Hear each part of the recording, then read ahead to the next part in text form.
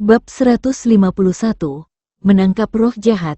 Bau busuk itu bercampur dengan bau tanah yang membuat Kai merasa tidak begitu nyaman. Dia segera melepas bajunya memperlihatkan tubuhnya yang telanjang bulat.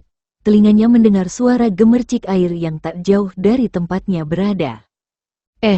Apakah ada danau di sekitar sini? Sebenarnya Kai ingin membilas tubuhnya dengan elemen air miliknya. Tetapi karena ada danau di sekitar Kai memutuskan untuk berendam di sana. Kai berjalan tanpa busana menuju ke ruangan berikutnya. Dia melihat sebuah kolam besar dengan air yang begitu jernih. Sebelum melompat untuk berendam, Kai menyuruh Yi untuk mengeceknya terlebih dulu. Asteris nama, kolam lava, suhu 750 derajat Celcius, efek tidak ada, asteris. Begitu rendah, ini tidak cukup untuk berendam air panas. Ucap Kai kemudian mengeluarkan api neraka dan ia lemparkan ke dalam kolam. Brukutuk, suara air mendidih dapat Kai dengarkan ketika ia melemparkan api neraka ke dalam kolam. Ia dengan cepat melompat masuk ke dalam kolam itu. Ini sungguh nyaman. Yier panggil yang lainnya untuk datang kemari untuk berendam. Kai berkata pada Yi sambil menikmati kolam air panas itu. Tak lama berselang, Yi dan 3 lainnya muncul dari sebuah portal dan mereka tidak memakai pakaian dan hanya sebuah handuk tipis yang menutupi tubuh mereka. Sudah lama kita tidak bertemu. Apakah kalian merindukanku?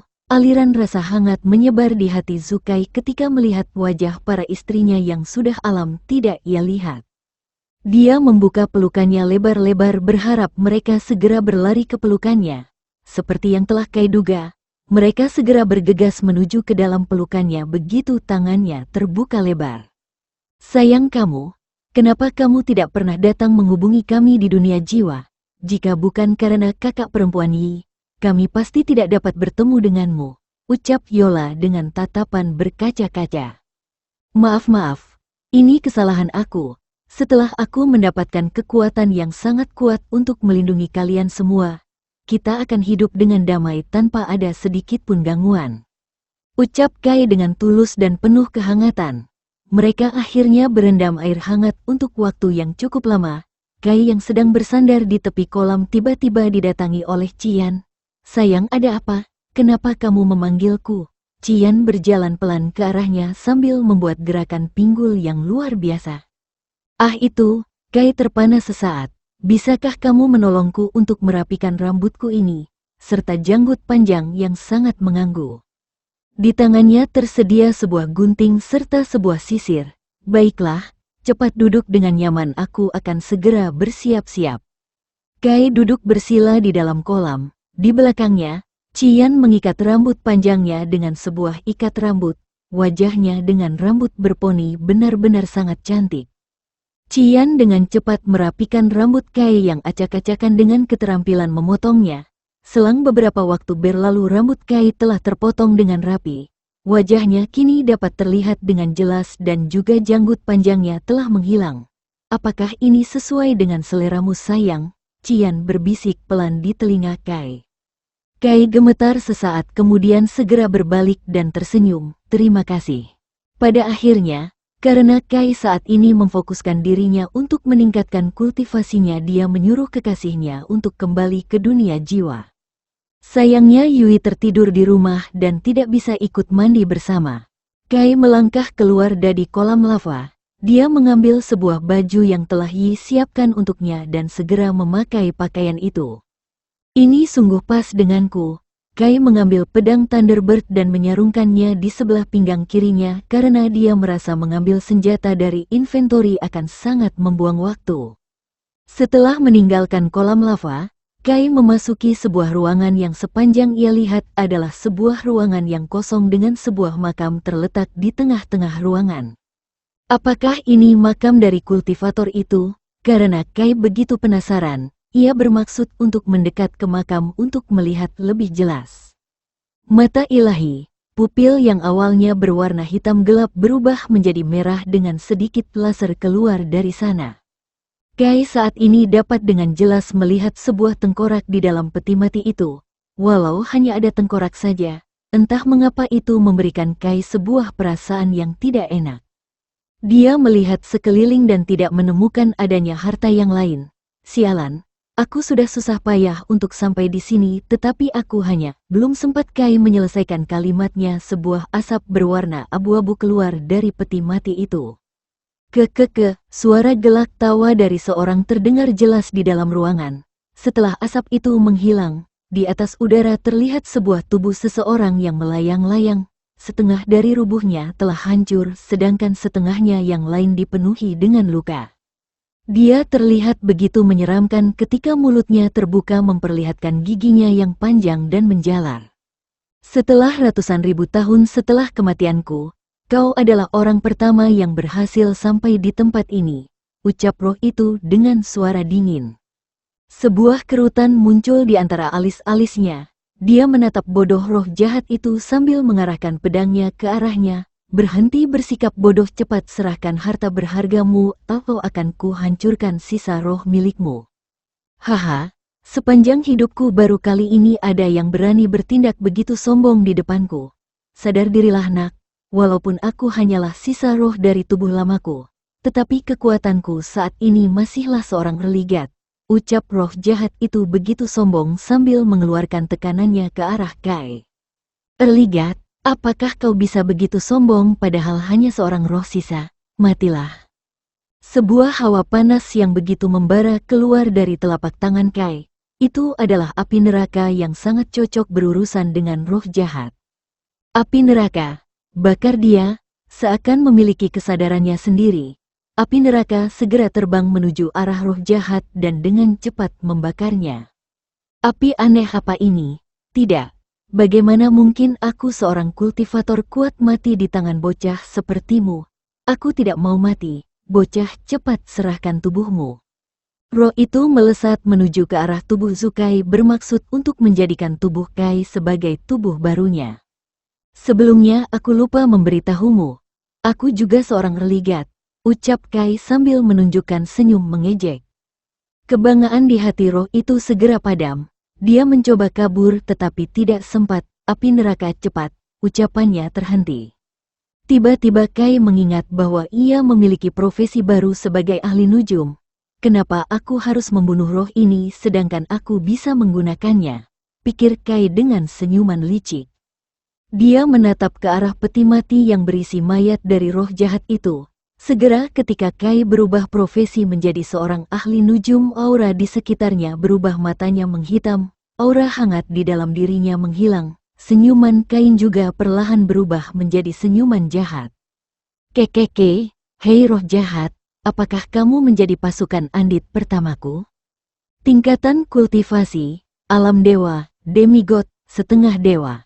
Dewa tingkat 5, 1-3 dewa tingkat 4. 1-3. Dewa tingkat 3, 1-3 dewa tingkat 2, 1-3. Dewa tingkat pertama, 1-3 religat, dewa awal. Dewa kuning, dewa hitam, dewa putih, middle god, dewa tengah. Raja dewa, kaisar dewa, dewa suci, peak god, puncak dewa. Pukul 10.32, true god, dewa sejati, bab 152, pecahan terakhir. Mata itu, aura ini, kau seorang ahli nujum, kini tubuh roh jahat itu bergetar. Dia adalah roh jahat sedangkan Kai merupakan seorang ahli nujum. Mereka berdua merupakan musuh abadi satu sama lain. Kai menyeringai lebar, dia menatap bodoh ke arah roh jahat itu sambil berkata, "Ya, kamu tahu apa yang biasanya ahli nujum lakukan pada roh jahat sepertimu. TSK, jadi apa jika kau seorang ahli nujum, meskipun kau bisa membakarku dengan api anehmu itu, tetapi apa gunanya jika aku menghilang?" Kai tidak menunggu roh jahat itu menyelesaikan kalimatnya. Dia mengambil sebuah rantai besi yang sudah sangat berkarat. Dia melempar rantai besi itu ke darah dan mengucapkan satu mantra. Zauo, Weng, Weng. Rantai itu segera menyerang roh jahat dan mengikatnya kuat-kuat. Sialan. Jawab aku, dari mana kau mendapatkan rantai ini? Kenapa aku harus memberitahumu? Sebentar lagi kamu juga akan menghilang. Jadi, selamat tinggal. Kai membuka telapak tangannya. Dia kemudian mulai mengucapkan sebuah mantra kuno. Setelah dia memasukkan kesadaran jiwanya ke dalam roh jahat, dia segera mengubahnya menjadi sebuah bola asap yang berukuran sebesar bola basket. Tidak, tolong lepaskan aku. Aku bersedia menjadi pengikutmu selamanya. Kumohon, aku tidak ingin menjadi seorang andit. Merasa bahwa dia tidak dapat menggerakkan tubuhnya. Keputusasaan melanda hati roh jahat itu. Maaf saja, aku tidak mempercayai janji dari musuhku sendiri. Tak butuh lama bagi Kai untuk menghapus jejak kesadaran di dalam roh jahat itu. Setelah kesadaran dari roh jahat menghilang sepenuhnya, Kai berjalan menuju peti mati yang berisi tubuh dari roh jahat tadi. Kai melepaskan sebuah pukulan keras ke peti mati dan duar, peti mati itu meledak berkeping-keping sedangkan mayat di dalamnya tetap utuh. Tidak mungkin mayat dari seorang middle god akan hancur dengan mudah. Walaupun ia tidak memiliki kultivasi lagi tetapi tulangnya dan tubuhnya pernah menjadi seorang middle god. Tengkorak itu terlihat masih sangat bagus, tidak ada bekas kerusakan sedikit pun walaupun sudah ratusan ribu tahun berlalu.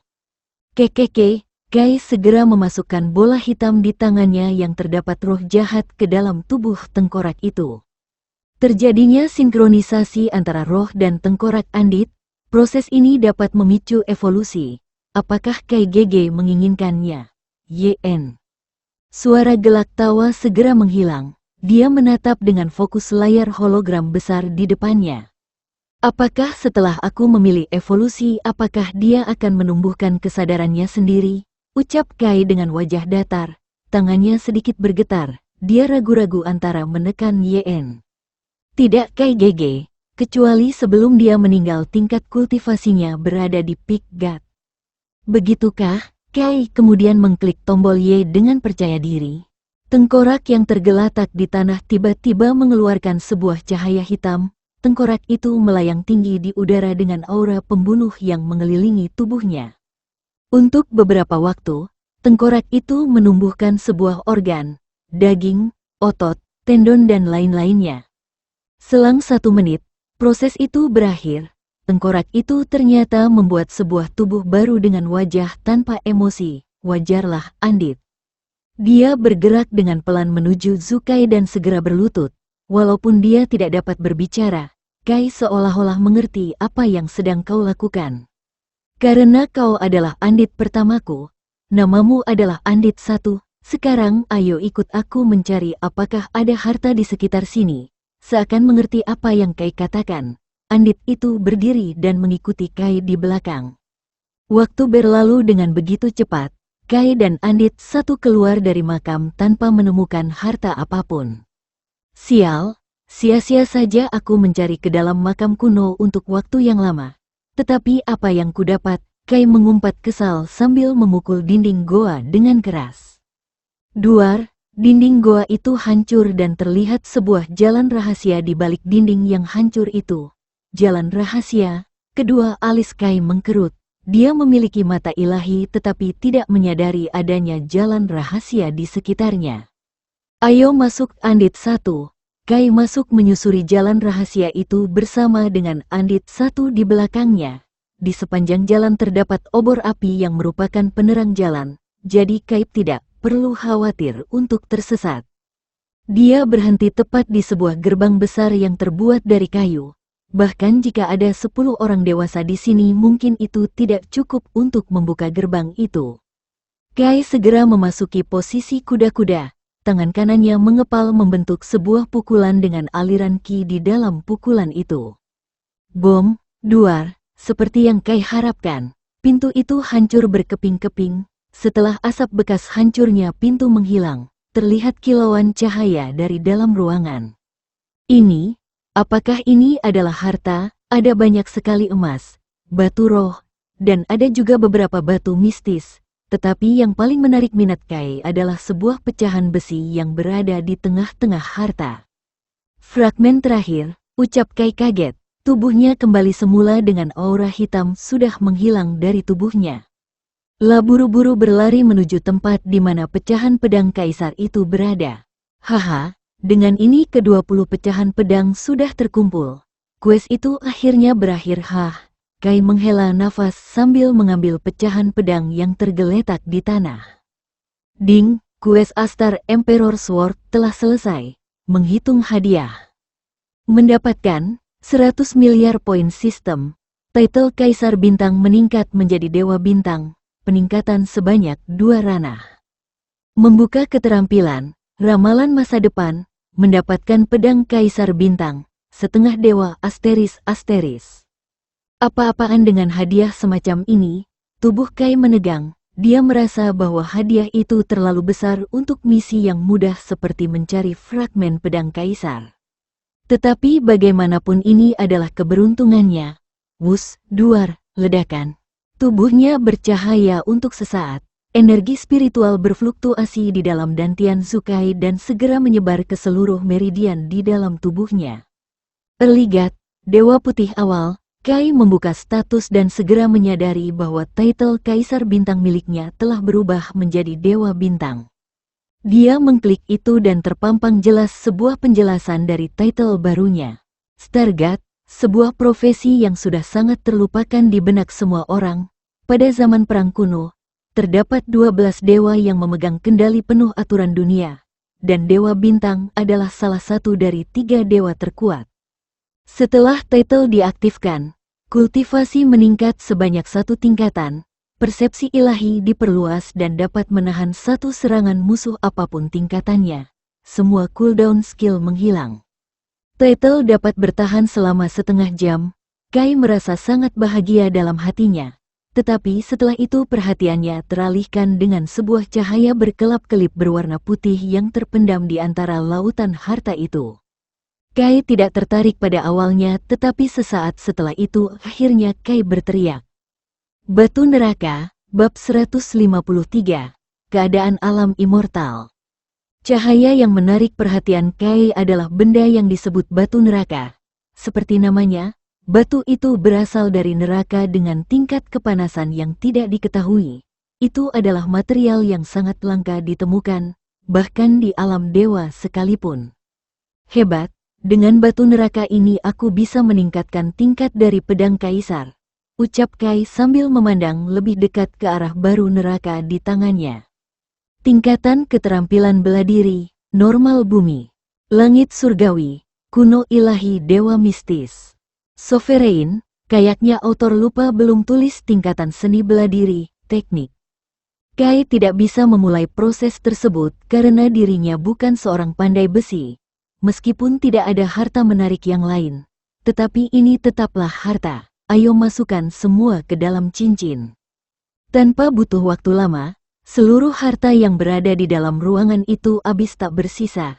Kai dan Andit satu juga meninggalkan makam kuno setelah itu. Mereka berjalan keluar melewati labirin yang besar, tetapi karena mata ilahi, Kai dapat melewati semuanya dengan mudah. Kai berhenti dan melihat ke atas. Cahaya silau dan hangat mengalir ke sekujur tubuhnya. Sinar matahari pertama dalam 3 tahun.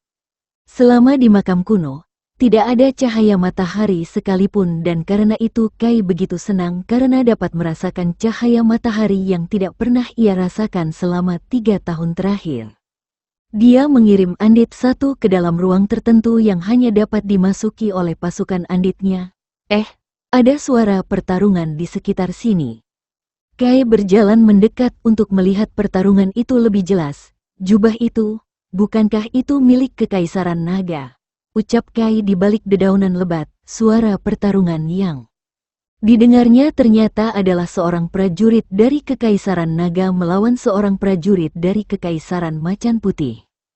Melihat pasukan dari Kekaisaran Macan Putih, jejak kemarahan timbul dalam hati Kai. 3 tahun lalu yang menculik Sueyu dan menyiksanya merupakan Baiwang, pangeran dari Kekaisaran Macan Putih.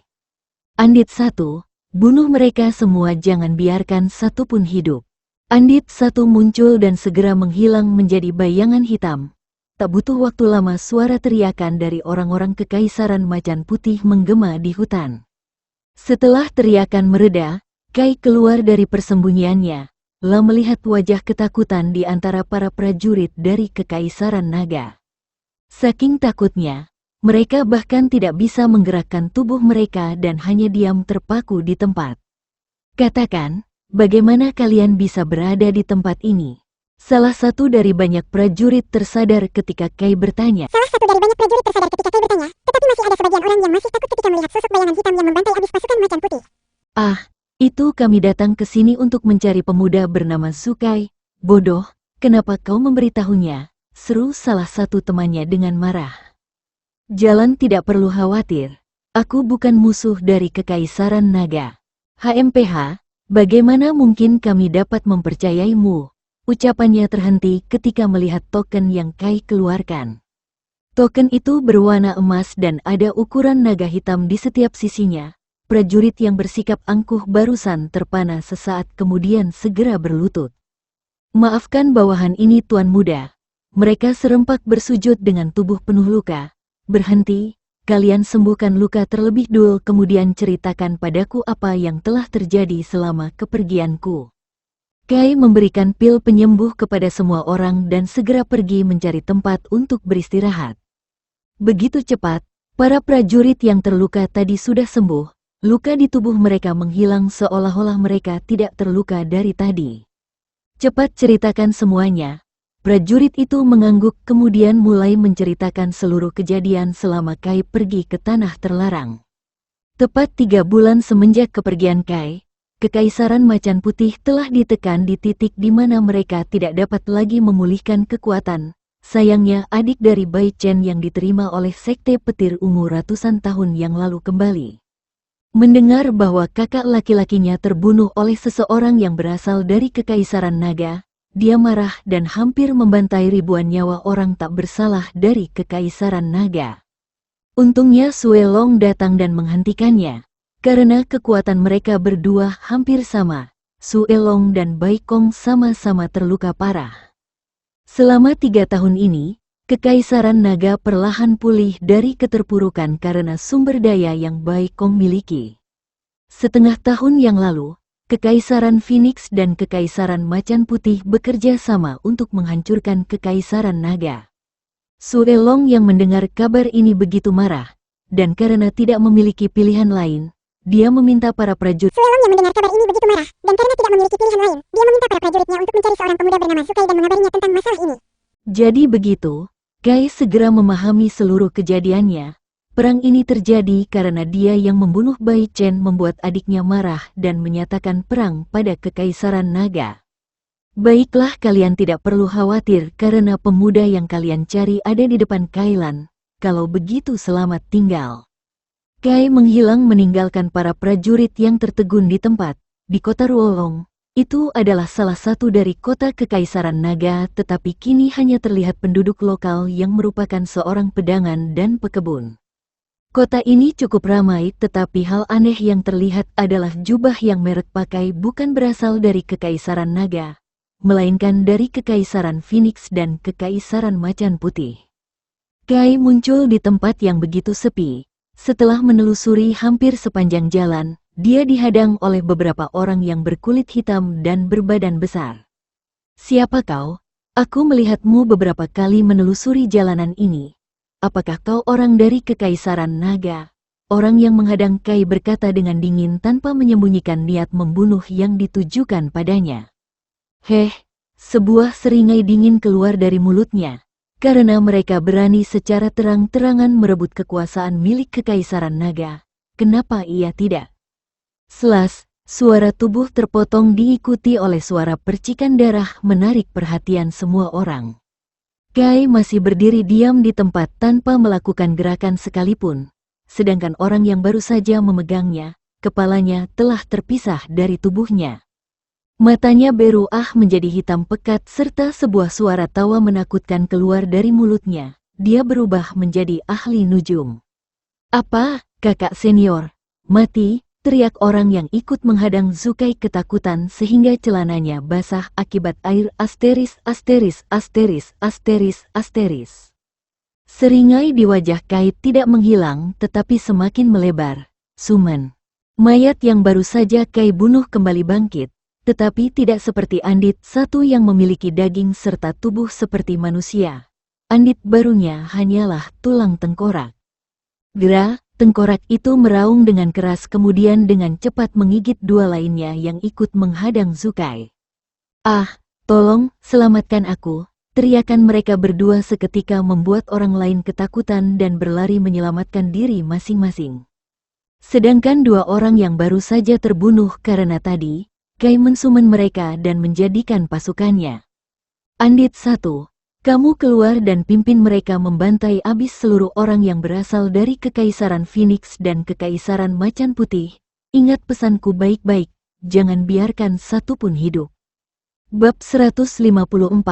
Merubah satu kota menjadi Andit. Dengan cepat, Andit 1 memimpin para Andit lainnya untuk membunuh para orang dari Kekaisaran Phoenix dan Kekaisaran Macan Putih. Meskipun kultivasi mereka merendah ketika menjadi Andit, tetapi ada satu hal yang menjadi kelebihan mereka. Tidak dapat mati.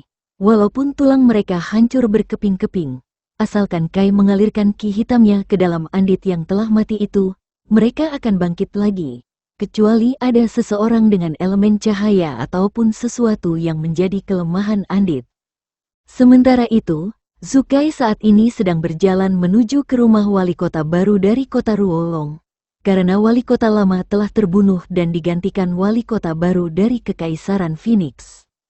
Kekeke, telapak dunia, sebuah telapak tangan raksasa terbentuk di belakang Kai. Ini adalah hasil latihannya yang menggabungkan 90 telapak lain menjadi satu. Telapak dunia yang begitu besar dengan aura penindasan yang kuat membuat tanah di sekitarnya berguncang hebat. Kai melepaskan telapak dunia ke arah rumah wali kota dan menghancurkan hampir setengah dari luas kota Ruolong. Untungnya saja para penduduk lokal telah meninggalkan kota Ruolong, jadi Kai tidak begitu khawatir tentang keselamatan mereka. Sumen semuanya, wus, wus. Seluruh mayat yang telah Kai dan para anditnya bunuh kini mengeluarkan sebuah asap hitam. Kulit mereka terkelupas satu demi satu dan hanya menyisakan sebuah tulang saja. Mereka bukan lagi andit melainkan skeleton. Kai tidak tahu alasan mengapa mereka berubah menjadi skeleton dan tidak seperti Andit 1 yang merupakan seorang andit murni. Ding, jumlah skeleton melebihi 1.100 andit dapat ditukar dengan satu giant skeleton. Kai tidak memperdulikan notifikasi dari sistem dan hanya menikmati para anditnya membantai seluruh orang yang berasal dari ras Phoenix dan ras Macan Putih. Poin sistemnya juga terus mengalir deras, tetapi itu bahkan tidak begitu menarik bagi Zukai yang poinnya telah hampir mencapai 50 triliun. Peristiwa pembantaian kota Ruolong dan berubah menjadi andit, skeleton tersebar luar di seluruh alam immortal. Kekaisaran Phoenix dan Kekaisaran Macan Putih juga telah mendengar berita itu. Di Istana Phoenix, duduk seorang wanita yang cukup cantik dengan baju merah menyala dan sebuah gambaran Phoenix di dahinya. Dia memperlihatkan senyum manis sambil menikmati anggur yang disajikan oleh pelayannya. Dia adalah matriark ras Phoenix, Yu Chan. Tok tok tok, suara ketukan pintu membuat senyumannya menghilang. Siapa itu? Apakah kau tidak tahu bahwa aku sedang menikmati waktu istirahatku? Ucap matriark ras Phoenix dengan marah. Ini aku, ibu. Suara dari balik pintu adalah suara seorang wanita. Linger, ada urusan apa kamu datang menemui ibu? Ucap matriark ras Phoenix dengan terkejut sambil menyuruh pelayannya untuk membuka pintu. Wanita yang merupakan putri dari Yu Chan datang dengan ekspresi tidak enak di wajahnya. Ada apa, Linger? Pada akhirnya Yu Linger hanya dapat menghela nafas kemudian menceritakan apa yang terjadi dengan para ras mereka yang mereka kirim ke kota Ruolong. Senyuman di wajah Yu Chan perlahan menghilang ketika Yu Linger menceritakan semuanya. Apakah yang kamu katakan itu benar? Tanya Yu Chan dengan ekspresi dingin. Yu Linger mengangguk sebagai jawaban dan ibu dan anak itu melanjutkan pembicaraan mereka dan mulai merencanakan sesuatu. Sementara itu, di Kekaisaran Macan Putih, Bai Kong memukul dinding istana membuat sebuah lubang di sana. Dia begitu marah ketika mendapati rasnya yang ia kirim ke kota Ruolong telah mati dan berubah menjadi andit. Cepat cari tahu siapa orang itu, berani membunuh orang kita secara terang-terangan, aku sendiri yang akan membunuhnya. Baik yang mulia, Asteris di kedalaman hutan, terlihat Kai sedang memanggang sebuah ayam hutan di api unggun. Dia telah kembali ke wujudnya yang semula. Entah mengapa setiap kali ia memanggil Andit, seluruh tubuhnya mengalami perubahan. Ini sudah matang. Nyam-nyam. Kai memakan paha ayam yang sudah matang sambil melihat status miliknya. Terlihat di sana bahwa ia memiliki pasukan Andit hampir 20.000 dengan 100 gian skeleton. 18.000. Dengan kekuatan seperti ini ditambah dengan kekuatan dari klan rubah dan lainnya, itu sudah lebih cukup untuk menguasai seluruh alam immortal. Bahkan tanpa bantuanku, kekuatan seperti itu masih sangat menakutkan. Tiba-tiba Kai merasakan ada sesuatu yang mendekat. Siapa di sana? Orang itu adalah pria paruh baya yang datang ke tengah hutan ketika mencium aroma enak dari ayam panggang yang Kai buat. Anak muda, apakah aroma itu berasal dari masakanmu? Ucap pria paruh baya tersebut. Kai melirik sebentar kemudian melanjutkan lagi memeriksa statusnya. Jika kau mau ambillah. Kai menghilang tanpa mengucapkan sepatah kata pun. Apakah dia tahu siapa diriku? Karena kita sesama ahli nujum kukira aku dapat membuat hubungan yang lebih baik dengannya tetapi... Sudahlah, pria paruh baya itu segera datang dan memakan ayam panggang yang Kai sisakan. Esok harinya, Kai sampai di Istana Naga. Karena cooldown skill teleportasinya telah berakhir, Kai tidak perlu repot-repot untuk menghabiskan tenaganya untuk pergi menuju ke Kekaisaran Naga. Tidak ada perubahan tertentu dengan Istana Naga, kecuali gerbang masuk mereka yang semakin besar. Berhenti, selain para bangsawan dan petinggi istana, orang lain tidak dapat masuk. Ini adalah token kaisar, dengan ini bisakah aku masuk ke sana? Penjaga itu segera mengambil token emas yang Kai miliki dan memeriksanya lebih dekat. Detik berikutnya, dia membungkuk dan mempersilahkan Kai masuk. Istana Naga sekarang dipenuhi dengan para prajurit yang memakai zirah. Mereka memiliki tatapan dingin dan penuh tekad. Tuan muda, Kai berbalik ketika mendengar sebuah suara memanggil dirinya. Ternyata itu adalah Sue Tian. Dia memandang Kai seolah-olah cahaya harapan untuk kekaisaran naganya. Paman Tian, lama tidak bertemu, kamu sudah menerobos ke dewa tingkat 4 akhir. Kamu terlalu memujiku Tuan Muda. Oh iya, apakah Tuan Muda sudah tahu tentang situasi di alam immortal saat ini? Ya, Zukai mengangguk dengan tenang, di mana ayah mertua dan kakek, ucap Kai dengan wajah datar. Saat ini Kaisar Chun sedang menemani Patriark Long di dalam kamar. Pertempuran 2 tahun lalu dengan Bai Kong membuat Patriark Ling mendapatkan luka yang cukup berat. Ia bahkan tidak dapat berdiri dari tempat tidurnya selama hampir 2 tahun ini. Jawab Sue Tian dengan nada sedih sekaligus marah. Ia benar-benar ingin membalas dendam atas apa yang telah Kekaisaran Macan Putih lakukan. Dia terluka parah. Kenapa hanya diam saja cepat bawa aku ke sana? Mendengar bahwa Sue Long sedang dalam masa kritis, Kai tidak dapat menahan rasa khawatir di hatinya. Dengan cepat, Sue Tian membawa Kai ke ruangan Sue Long. Di sana terlihat tubuh Sue Long kurus, wajahnya pucat pasi, bahkan aura kehidupannya begitu tipis. Dia tidak dapat bertahan lebih lama lagi sial. Bab 155, memulai serangan bersama para Andit. Minggir, minggir. Semuanya minggir, beri ruang baginya untuk bernafas. Kai berlari dari belakang sambil membuka ruang agar Sue Long dapat bernafas. Di dalam ruangan Sue Long, selain Sue Chun ada beberapa tetua lain yang sedang menjenguknya. Salam Tuan Muda, para tetua menunduk memberi hormat, tetapi tidak dengan Sue Yang Hai. Dia begitu angkuh walaupun tetua lainnya sudah membungkuk untuk menyapa kedatangan Zukai. Kai tidak menghiraukannya dan fokus pada keselamatan Sue Long. Ketika tangan Kai menyentuh tubuh Sue Long, ia merasakan adanya racun di dalam tubuh Sue Long. Ini racun yang berbahaya, batin Kai ketika tubuhnya menyerap racun yang ada di dalam tubuh Sue Long. Berkat tubuh dewa kematian miliknya, racun seperti itu dapat dinetralisir dengan mudah. Setelah racun di dalam tubuh Sue Ling benar-benar menghilang sepenuhnya, Kai bernafas dengan lega. Pandangannya menjadi dingin. Dia melihat semua orang yang ada di dalam ruangan ini dengan tatapan tajam. Tatapannya terhenti pada Sue Yang Hai. Kai menggunakan langkah bayangan dan muncul di depan Sue Yang Hai. Kemudian sebuah pukulan keras menghantam perut Sue Yang Hai mengagetkan semua orang. Duar, tubuh Sue Yang Hai menabrak tembok keras. Darah mengalir deras keluar dari mulutnya. Dia menatap Sukai dengan penuh amarah dan niat membunuh. Kamu keparat. Apa yang kau lakukan pada situasi kita saat ini?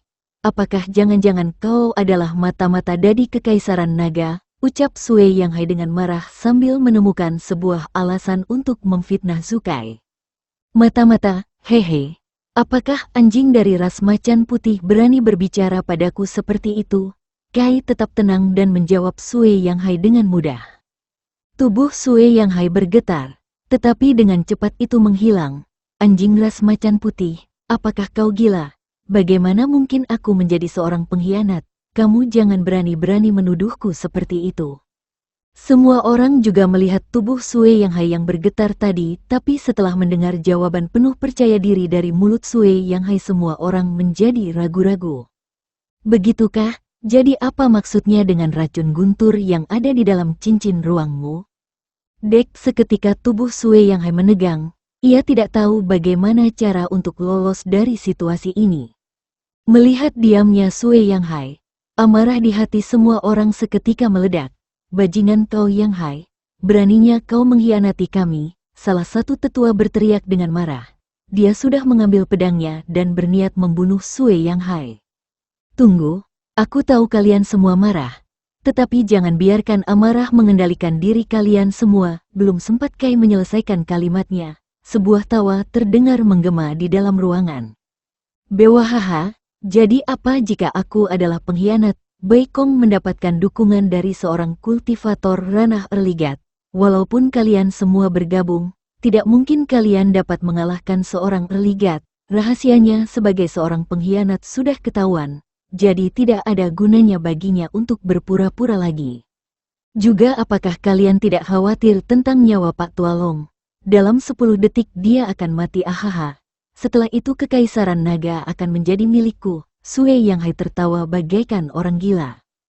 10 detik berlalu tetapi tidak ada yang berubah. Nafas Sue Long tetap stabil dan tidak ada tanda-tanda energi kehidupannya akan menghilang. Sebuah kerutan muncul di alis Sue Yang Hai. Tidak mungkin, bagaimana dia masih hidup? Hehe, karena aku telah menyerap semua racunnya, kini giliranmu untuk menerima racun ini. Kai mencekik leher Sue Yang Hai. Sebuah aliran hitam keluar dari telapak tangannya dan menuju tubuh Sue Yang Hai. Itu adalah racun yang Sue Yang Hai berikan pada Sue Long.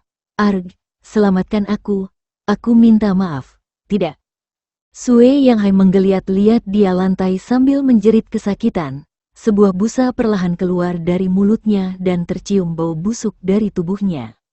Tak berselang lama, Sue Yang Hai mati dengan mengenaskan. Kepalanya meledak di detik-detik terakhir. Organ dalamnya juga berserakan di atas lantai. Itu menimbulkan sebuah bau yang begitu busuk. Kai memandang dingin ke arah mayat Sue Yang Hai. Segera cari dan eksekusi seluruh pengkhianat di Kekaisaran Naga. Aku yakin bukan hanya Sue Yang Hai saja yang berkhianat. Hari itu, 1000 pengkhianat tertangkap dan dieksekusi di tempat. Mayat para pengkhianat dipajang dan digantung di gerbang kota. Hanya dengan itu, tidak ada lagi yang berani mengkhianati Kekaisaran Naga lagi. Di lorong istana, Kai dan Sue Chun sedang membicarakan sesuatu. Jadi, bagaimana keadaan putriku? Bisakah aku menemuinya? Sue Chun berkata dengan khawatir. Sue Yu putrinya yang paling berharga. Sejak kecil, Sue Yu tumbuh tanpa kasih sayang seorang ibu. Jadi Sue Chun memprioritaskannya daripada putra dan putrinya yang lain. Ibu Sue Yu menghilang tepat ketika Sue Yu lahir, dan hanya Sue Chun yang mengetahui siapa identitasnya. Tetapi karena ia ingin melupakan kenangan buruk itu, dia tidak pernah menceritakan ibu Sue Yu pada siapapun. Kamu bisa tenang ayah mertua, Xiao Yu sekarang sangat aman di suatu tempat. Tetapi apakah ayah mertua yakin ingin menemuinya di kondisi istana yang seperti ini? Tanya Kai. Sue Chun sangat bingung. Sisi lain ia begitu merindukan putri kecilnya sementara di sisi lainnya ia juga tidak ingin membuat putrinya khawatir. Sue Chun memandang Kai, kemudian menggeleng-gelengkan kepalanya. Aku minta maaf sudah mengganggumu, Nak Sukai, kalau begitu aku permisi. Kai tidak menghentikan Sue Chun, dia ingin memberi ayah mertuanya kejutan dengan membantai abis para ras macan putih. Sedangkan untuk ras Phoenix, Kai memiliki rencana sendiri untuk itu. Teleportasi, Kai menghilang tanpa mengucapkan sepatah kata pun. Asteris tubuh Kai kembali muncul di perbatasan Kekaisaran Naga dan Kekaisaran Macan Putih. Dapat terlihat di sepanjang jalan adalah pasukan dari Kekaisaran Macan Putih yang sedang berpatroli. Sumen, tanah seketika berubah menjadi hitam pekat. Tiba-tiba sebuah tengkorak muncul dari dalam tanah yang menghitam itu. Selain skeleton, ada juga giant skeleton dan juga andit lainnya. Kai sudah memberi mereka semua pelindung untuk menangkal cahaya matahari, karena skeleton dan andit lemah terhadap cahaya matahari. Bunuh mereka semua. Kain juga berubah menjadi penampilan menjadi ahli nujum, mata hitam dan juga rambut hitam panjang sudah menjadi ciri khasnya. Prajurit yang berpatroli tiba-tiba terkejut ketika mendengar sebuah suara aneh dari dalam hutan. Hei kau, cepat periksa apa itu. Baik Kapten, dua dari mereka segera mencari apa sebenarnya sumber dari suara aneh itu. Dan Gra, itu adalah kemunculan skeleton yang secara tiba-tiba. Arg, tidak, selamatkan aku, teriak prajurit yang terkena gigitan dari skeleton. Sedangkan prajurit satunya hanya diam saja melihat rekannya mati. Dia ingin pergi tetapi kakinya gemetar ketakutan. Lah sama sekali tidak dapat bergerak. Tiba-tiba, ia merasakan ada sesuatu yang menghalangi sinar matahari di belakangnya. Diberbalik dan melihat bahwa ada sebuah tengkorak raksasa dengan sebilah golok besar yang digenggamnya. Selas, prajurit itu belum sempat mengeluarkan teriakan dan mati di tempat. Bab 156, Zukai vs Baikong. Salah satu prajurit yang sempat berteriak tadi segera membuat para prajurit lain menjadi siaga. Apa-apaan teriakan barusan, apakah kau juga mendengarnya? Tanya salah satu prajurit pada prajurit lainnya. Ya, aku rasa itu teriakan dari para prajurit yang kau suruh untuk mencari sumber suara aneh tadi. Balas prajurit yang mengingat kejadian tadi. Suara aneh dari para andit terdengar kembali, kini itu semakin jelas dan jelas. Gra, dari balik pohon, keluar sebuah tengkorak dengan sebilah pedang panjang di tangan tengkorak itu. Tidak mungkin, salah satu prajurit berkata dengan suara gemetar, ia begitu ketakutan sehingga tidak dapat berdiri dengan tegak. Apa yang kau takutkan bodoh? Itu hanyalah satu skeleton lemah haha. Tawanya terhenti ketika melihat ratusan tidak, ribuan, atau lebih banyak. Gerombolan skeleton dengan tubuh dipenuhi dengan zirah dan senjata perang berjalan mendekat menuju para prajurit dari Kekaisaran Macan Putih.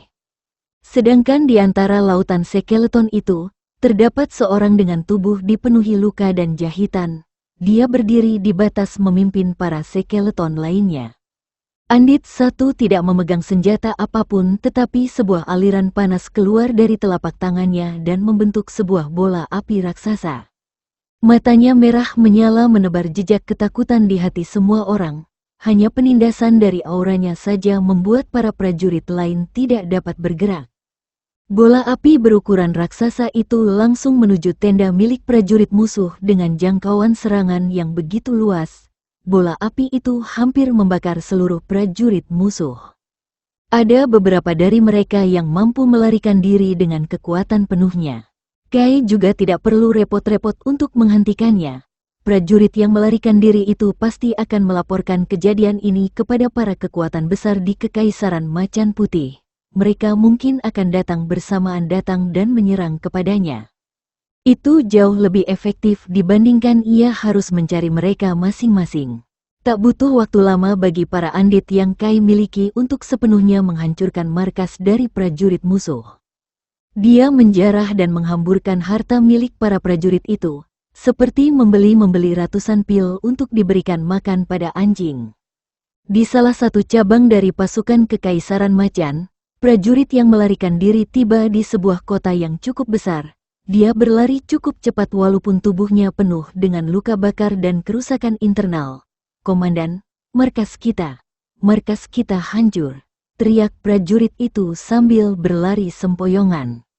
Tiba-tiba dari dalam rumah bordil, keluar seorang dengan tubuh dipenuhi dengan tato bergambar macan. Tubuh orang itu begitu kekar dengan wajahnya yang panjang, tetapi yang paling menjengkelkan ada kumis panjang dan melengkungnya. "Ada apa? Bagaimana keadaanmu bisa sampai seperti ini? Apakah ada serangan dari Kekaisaran Naga?" tanya komandan itu dengan wajah jelek dan alis berkedut. "Tidak komandan, bukan itu. Yang menyerang markas kita adalah pasukan Andit, dan itu bukan hanya satu tetapi puluhan ribu atau lebih banyak," ucap prajurit itu dengan nafas terengah-engah dan tidak merata. "Apa katamu, pasukan Andit? Ini gawat. Kita harus memberitahukan masalah ini pada jenderal." Komandan itu ketakutan. Wajah angkuhnya segera menghilang. "Baik komanda." Belum sempat ia dapat menyelesaikan kalimatnya, sebuah ledakan keras dari luar kota terdengar. Tembok kota yang begitu kokoh hancur dengan begitu mudahnya di bawah tinju dari Giant Skeleton. "Tidak, kita sudah terlambat. Para Andit itu telah sampai di sini. Kamu cepat pergi dan beritahu Jenderal kelima tentang masalah ini. Aku akan menahannya dengan para pasukanku." Komandan itu segera bergegas mengumpulkan para prajuritnya. Gera, para Andit itu dengan cepat memenuhi kota dan membunuh semua ras macan putih. Mereka dengan ganas membunuh tanpa rasa ampun. Ini karena Andit tidak memiliki emosi sama sekali. "Kalian semua, cepat ikuti aku untuk menghabisi Andit yang dapat terbang itu. Aku merasa dialah yang memimpin semua Andit ini. Jika dia mati mungkin serangan Andit akan berakhir." Semua orang dengan cepat menuju Andit 1. Mereka semua segera terbang dan mulai meluncurkan serangan ke arah Andit 1. Tetapi bahkan jika ada ribuan dari mereka, itu masih tidak cukup untuk mengalahkan Andit 1 yang merupakan religat. Serangan demi serangan mengarah ke Andit 1, tetapi tidak ada satupun dari serangan itu yang dapat melukainya. Sebaliknya korban di kota itu semakin banyak. "Sial, kenapa dia bisa begitu kuat?" ujar seorang prajurit yang ranah kultivasinya hanya seorang kaisar Dao. "Berhenti mengoceh, cepat dan terus serang," sahut sang komandan dengan marah. Ia juga begitu terkejut ketika serangannya tidak dapat memberikan luka pada Andit 1. Sebuah transmisi suara memberikan perintah pada Andit 1 untuk segera menghabisi prajurit yang menyerangnya. Sebuah pedang panjang muncul di depan Andit 1. Niat membunuh yang begitu pekat merembes keluar dari pedang itu dan segera menebas semua prajurit yang menyerangnya. Selas, para prajurit serta komandannya berubah menjadi mayat tanpa kepala. Setelah kematian prajurit musuh dan komandannya, pasukan Andit Kai berhasil membantai habis seluruh kota. Setelah itu pasukan Andit bergerak ke kota selanjutnya dan selanjutnya. Itu terus berjalan tanpa henti membantai setiap ras macan putih yang ditemuinya, hingga suatu keadaan memaksa Kai untuk keluar. Orang itu adalah Bai Kong sendiri. Ketika pasukan Andit miliknya sampai di salah satu dari 5 kota paling berpengaruh di Kekaisaran Macan Putih, Bai Kong tidak dapat melihat kejadian itu terus berlanjut. Ia akhirnya turun tangan sendiri untuk mengalahkan para Andit sialan itu. "Bangsat, cepat tunjukkan dirimu. Orang yang mengendalikan Andit ini, datanglah jika kau bukan pengecut." Bai Kong meraung dengan sangat marah karena pasukan Andit Sukai tidak habis-habis. "Kekeke, kurasa menggunakan Andit untuk menghabisimu terlalu murah hati. Karena kau menginginkan untuk bertarung denganku maka aku tidak akan menyembunyikan diriku lagi." Suara tawa misterius itu berakhir, digantikan oleh munculnya Zukai tepat di samping Bai Kong. Bai Kong refleks dan segera menyerang Kai menggunakan pedangnya. Bam! Tusukan pedang dari Bai Kong dapat dengan mudah Kai tangkis hanya dengan menggunakan 2 jarinya. "Terlalu lemah, hanya dengan ini kau berani menyulut api peperangan, membuatku muak saja." Krakek, telantang, pedang itu segera patah menjadi beberapa pecahan, kebetulan juga aku ingin mencoba teknik baruku, tarian pedang api. Persis seperti namanya, pedang yang Kai pedang berubah menjadi api besar dan membara. Itu berasal dari api neraka dan api Phoenix yang Kai miliki. Kai berputar-putar, setiap putaran yang ia lakukan kobaran api semakin membesar dan membesar. Itu bukan sesuatu yang dapat ditahan oleh orang seperti Bai Kong. Setelah merasa cukup dengan api seperti itu, Kai melompat tinggi di udara kemudian membuat sebuah tebasan api berbentuk pedang di udara kosong. Gawat, mati aku, guru, cepat tolong aku. Tebasan itu membakar area yang dilewatinya dan terus mengeluarkan tekanan api yang begitu hebat dan menguat orang lain sesak nafas.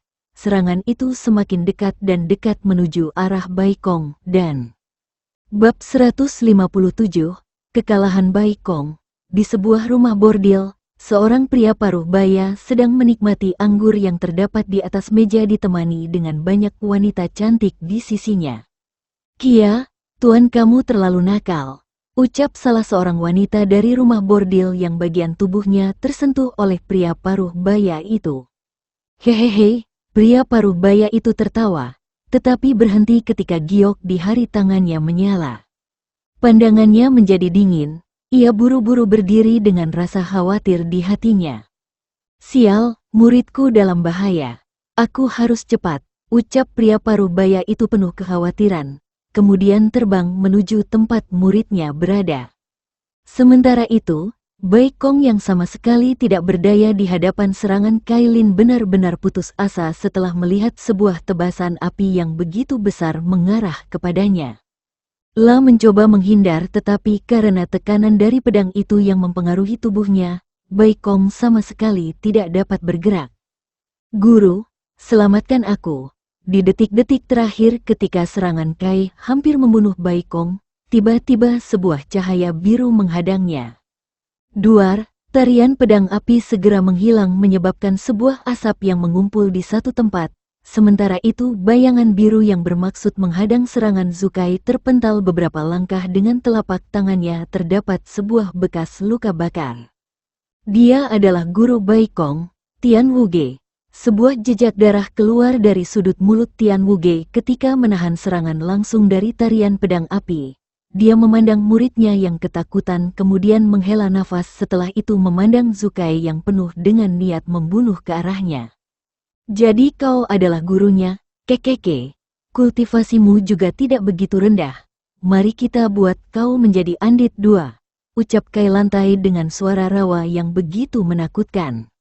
Tubuh Tian Wuge menegang. Detik berikutnya dia begitu marah dan mulai menyerang Kai dengan tombaknya.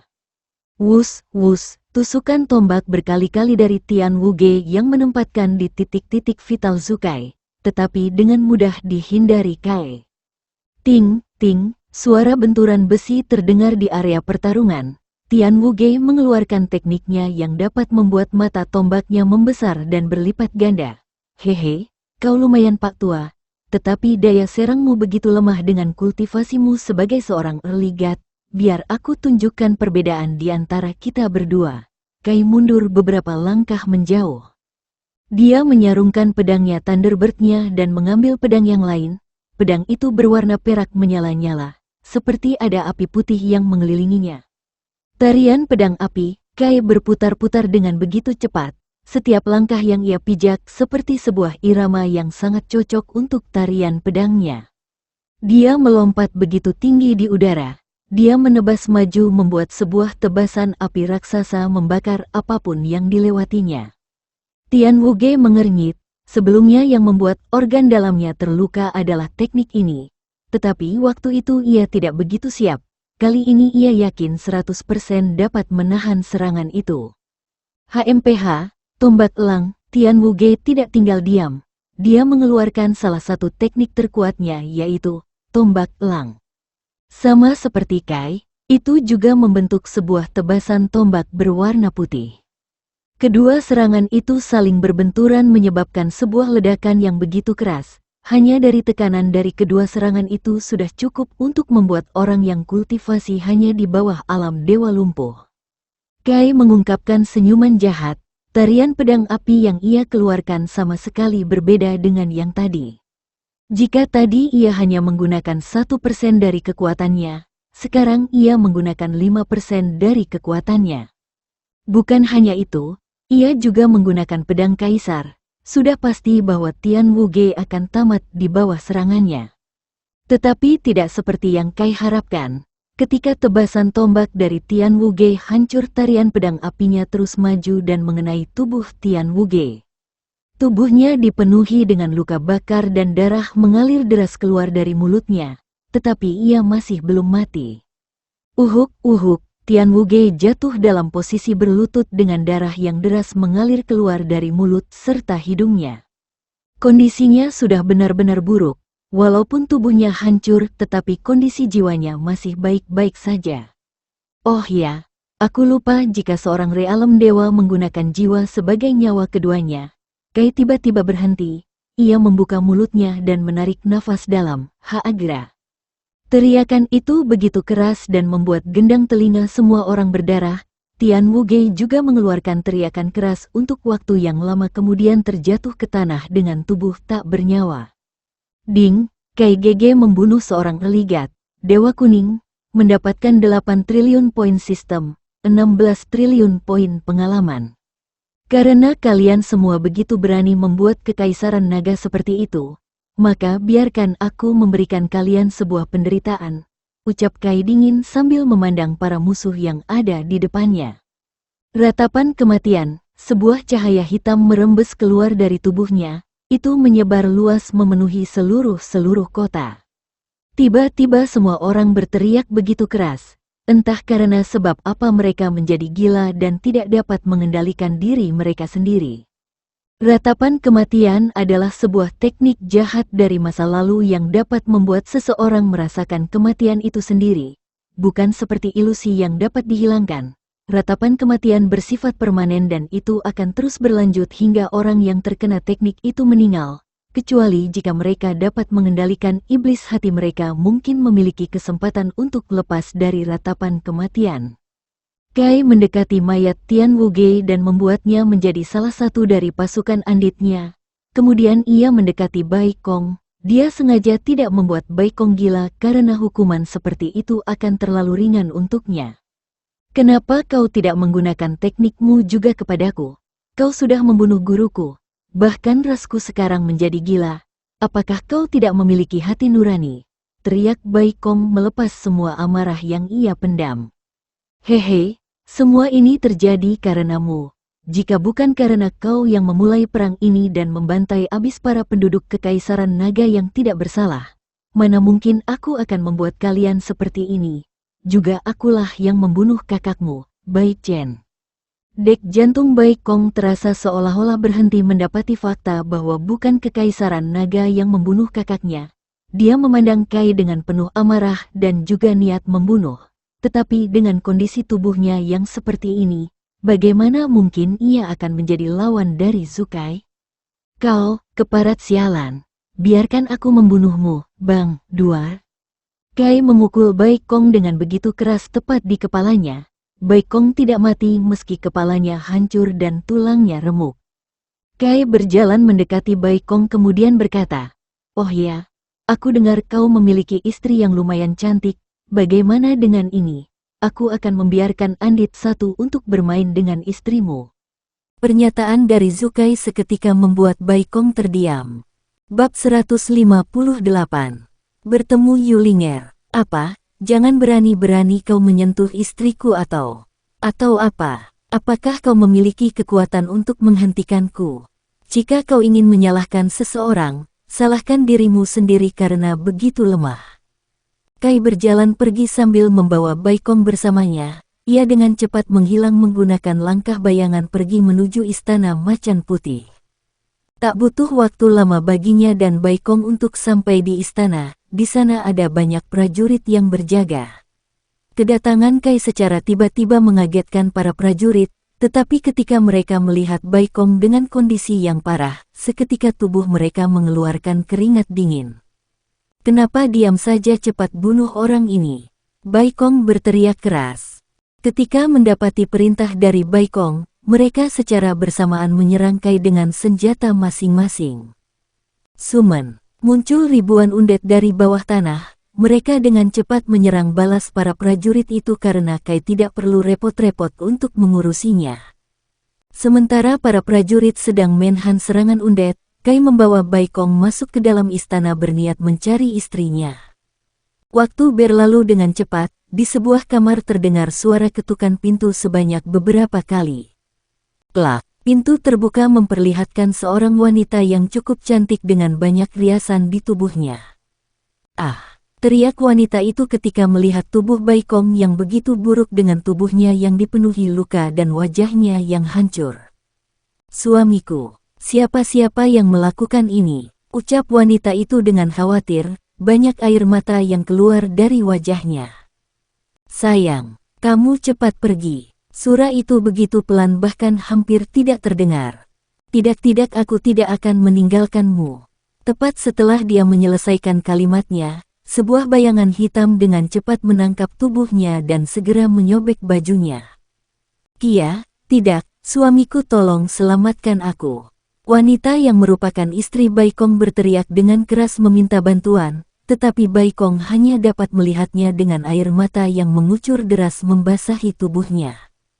Tidak, kumohon padamu tolong jangan libatkan istriku dalam situasi ini semua adalah salahku. Kumohon. Baikong terus berbicara tetapi tidak ada jawaban yang diterimanya. Itu karena Kai sudah tidak ada di Kekaisaran Naga lagi. Dia sudah melakukan perjalanan menuju Kekaisaran Phoenix. Dia sudah meminta undet satu untuk memperkastris istri Baikong tepat di depan matanya. Setelah itu ia menyuruh para undet untuk membinasakan seluruh istana dan juga Kekaisaran Macan Putih. Dengan 2 early guard di pasukan undetnya, membinasakan seluruh Kekaisaran Macan Putih bukanlah hal yang besar. Di perbatasan timur yang merupakan tempat dari Kekaisaran Phoenix, seorang pemuda berjalan dengan tenang sembari memberikan semua orang perasaan takut. Dia adalah Kai, penampilan kini kembali normal, mata hitam gelapnya berubah menjadi sedia kala dan juga tawa jahatnya menghilang. Di tengah-tengah hutan, ada banyak prajurit dari Kekaisaran Phoenix yang sedang berpatroli, sama seperti yang Kai lihat ketika memasuki perbatasan Kekaisaran Macan Putih. Hai kau orang di sana! Apa yang sedang kau lakukan di sini? Teriak seorang prajurit sambil berlari mendekat ke arah Kai. Ini bukan tempat untuk bermain. Cepat kembali atau orang akan salah mengira jika kau seorang mata-mata. Ucap prajurit itu memberi peringatan. Aku memang mata-mata. Jawab Kai sambil melepas kerudung yang menutupi wajahnya. Hahaha, sudah-sudah jangan bermain lagi. Cepat akan aku antarkan kau kembali ke kota. Tepat ketika prajurit memegang tangan Kai, ia merasakan ada yang salah. Tepat ketika dia berbalik, ternyata tangan yang ia pegang adalah sebuah tengkorak. Dia kaget sesaat kemudian kembali dengan ekspresi serius di wajahnya. Sial, dari mana undet ini datang dan di mana pemuda tadi? Jangan bunuh, Kai berkata dalam sebuah transmisi suara. Dia tidak berniat untuk membantai abis Kekaisaran Phoenix, karena ia tidak memiliki dendam pada mereka. Pada akhirnya, skeleton itu hanya melukai prajurit tadi sampai ia tidak dapat bergerak kemudian menghilang. Tak jauh di perbatasan, ada sebuah kota yang begitu besar, tempat itu adalah tempat di mana para prajurit penjaga perbatasan berada. Di pintu masuk kota, terlihat sebuah kereta yang begitu besar dan mewah dengan ratusan prajurit yang mengawal kereta itu. Kereta itu berhenti di depan rumah wali kota. Ketika pintu kereta terbuka, terlihat seorang gadis dengan wajah ceria. Dia memiliki rambut berwarna merah terang serta sebuah ukuran burung phoenix di dahinya. Dia adalah Yulinger, putri Dati Patriark Ras Phoenix dan merupakan permaisuri Kekaisaran Phoenix saat ini. Ketika ia turun dari kereta yang ia naiki, wali kota tiba-tiba datang dan menyambut kedatangan dengan hormat. Permaisuri Linger, jika boleh tahu ada urusan apa Anda sampai datang ke sini? Tanya wali kota sambil mempersilahkan Linger duduk. Tidak perlu repot-repot, aku hanya ingin menyampaikan pesan ibuku. Dia dan Yu Chan sudah memutuskan bahwa ia tidak ingin bekerja sama dengan ras macan putih lagi. Ini karena seorang ahli nujum dari Kekaisaran Naga. Seorang ahli nujum merupakan sebuah profesi yang sangat-sangat langka. Tidak semua orang dapat memilikinya pada zaman dulu.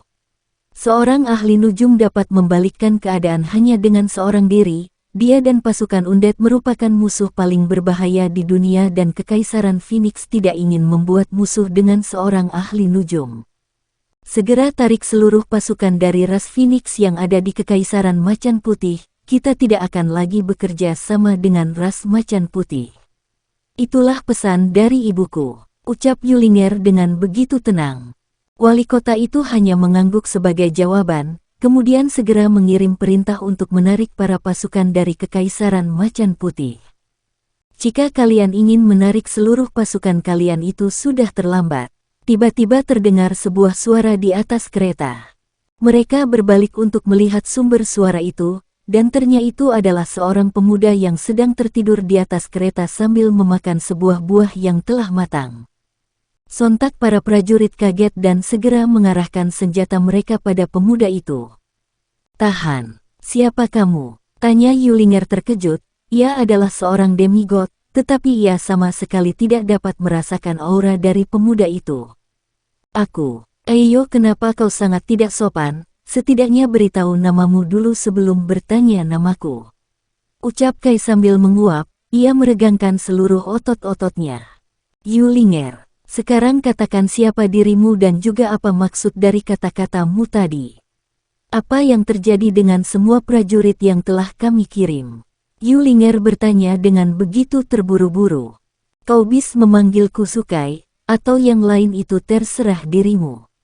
Dan untuk pasukan yang kalian kirim, itu karena aku telah mengubah mereka semua menjadi undead. Bab 159.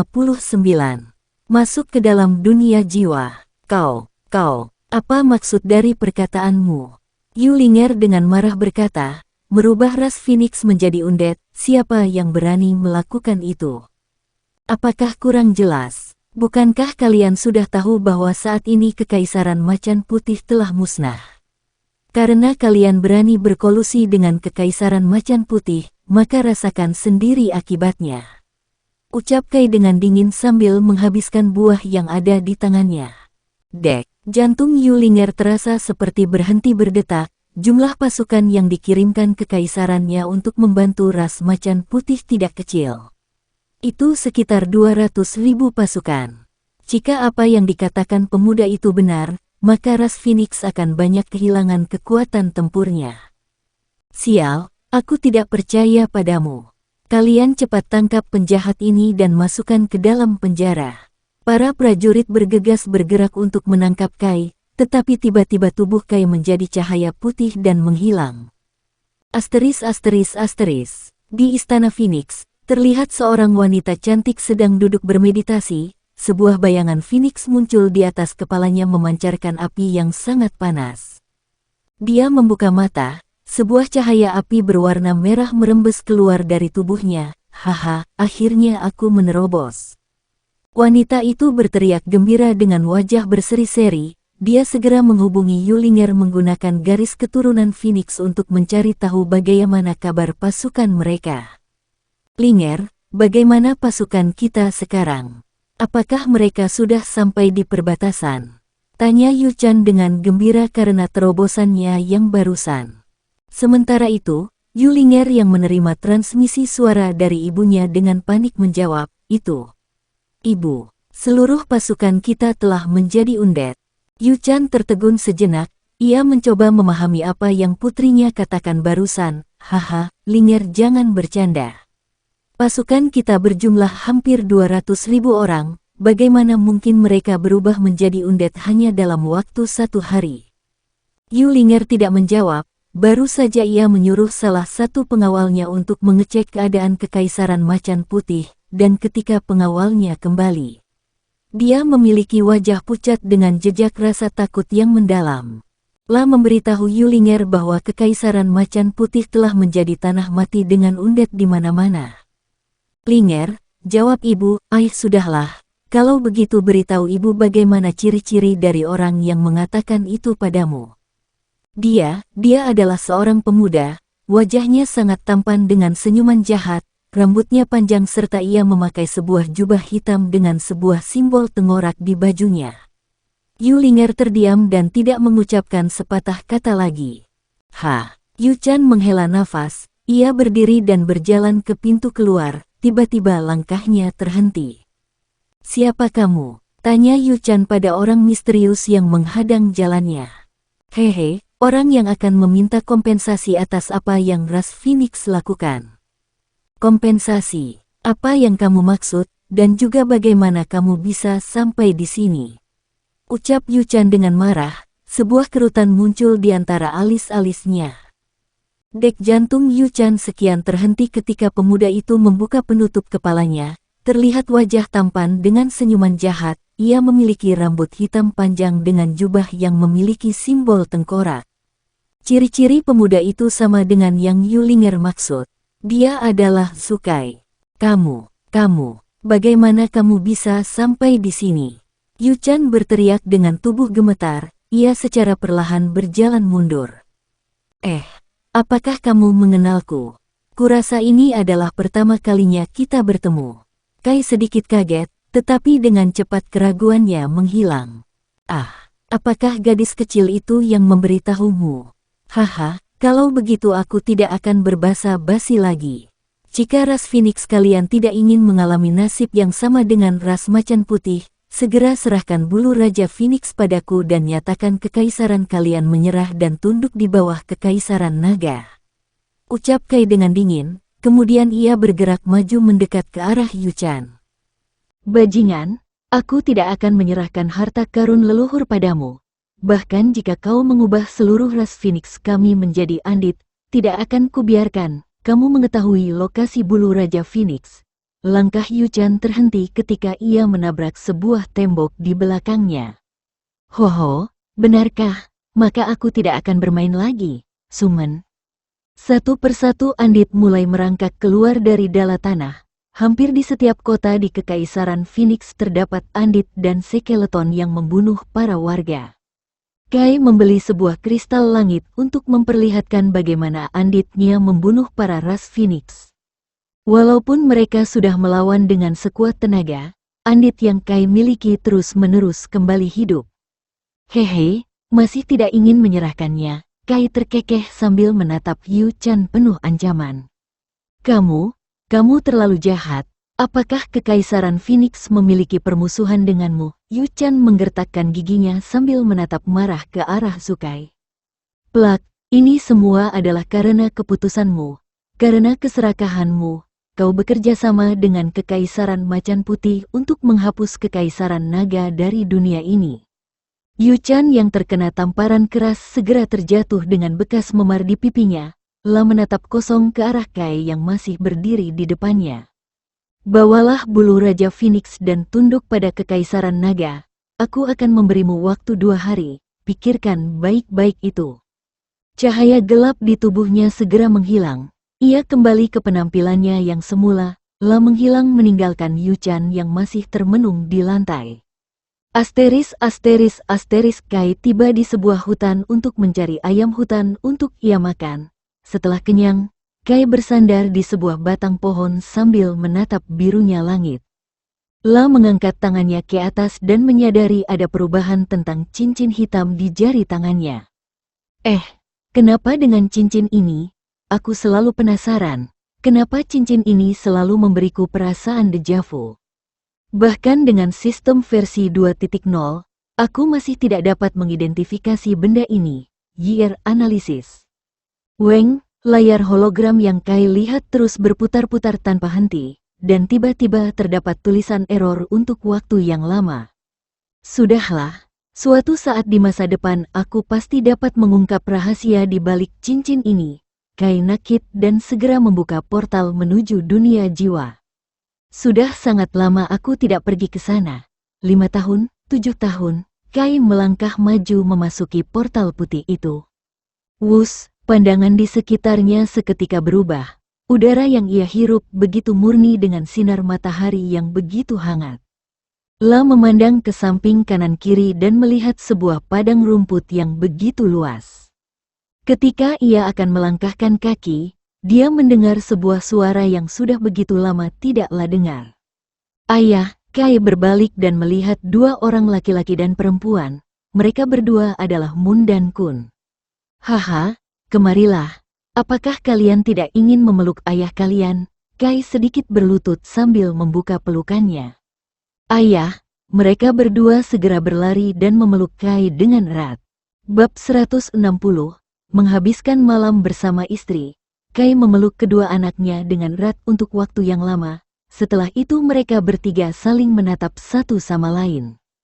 Kalian cepat sekali tumbuh ya. Terakhir kali Kai bertemu dengan mereka berdua adalah pada saat ia akan menuju alam immortal. Itu adalah 7 tahun yang lalu dan mereka masih begitu kecil. Tetapi sekarang mereka telah tumbuh tinggi hampir sama dengan Kai. Sekarang Moon terlihat begitu tinggi. Fitur wajahnya juga semakin tampan dan tatapannya menjadi semakin tajam. Berbeda jauh ketika Kai pertama kali bertemu dengannya. Sementara itu, Kun juga telah tumbuh besar.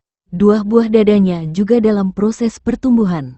Wajahnya juga begitu cantik dengan dua lesung pipi, rambutnya berwarna biru cerah dan itu sangat panjang.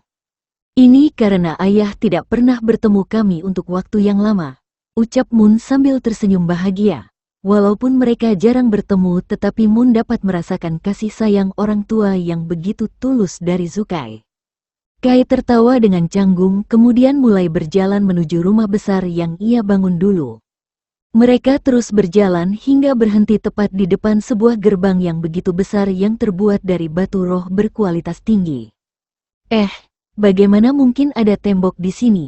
Ucap Kai dengan bingung. Ayah, karena banyaknya orang yang ada di dalam dunia jiwa, kita semua memutuskan untuk membangun sebuah kota. Sambil berjalan masuk, Moon mulai menjelaskan perubahan dati dunia jiwa kepada Kai dengan sangat detail.